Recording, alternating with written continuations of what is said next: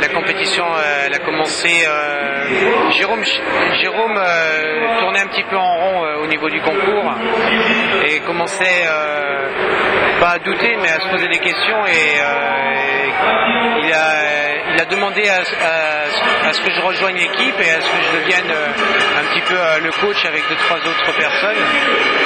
Moi je l'ai fait monter au restaurant à Chagny parce que je le connaissais pas du tout, donc on a discuté 6 heures et puis le feeling est vraiment bien passé entre nous deux et puis je lui dis ok, moi ça me dit de faire partie de l'aventure. J'avais eu déjà il y a quelques années avec Régis Marcon et Sergi Herra déjà un petit peu le goût du Bocuse d'Or, donc voilà, ça me motivait beaucoup.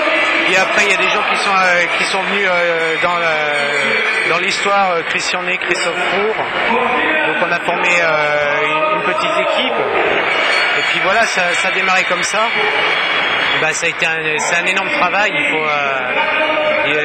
faut donner des conseils et puis en même temps il faut tenir compte de sa personnalité parce que voilà, c'est lui qui fait le concours, c'est pas nous, donc ça c'est important.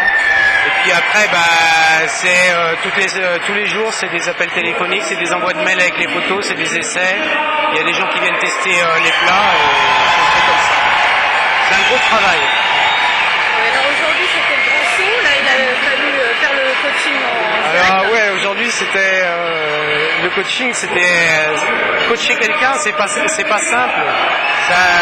J'avais un peu l'impression de vivre quelque chose un peu de sportif parce que tu crois à quelque chose, tu as envie d'aboutir et quand tu vois que ça dérape un petit peu, tu dois relancer.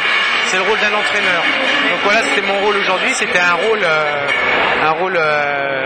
difficile parce que voilà, on a l'impression de vivre le concours à 100%. À un moment, j'ai l'impression d'être dans le box. Et puis j'étais avec mes feuilles, avec mes annotations, mes timings, et j'essayais de toujours mettre la pression, mais une pression positive pour pas non plus faire n'importe quoi, et puis toujours les remettre dans le sens, voilà, s'il y avait quelque chose qui dérapait. Donc ça c'était crispant, c'est vrai que c'était un moment, puis je l'ai vraiment vécu après.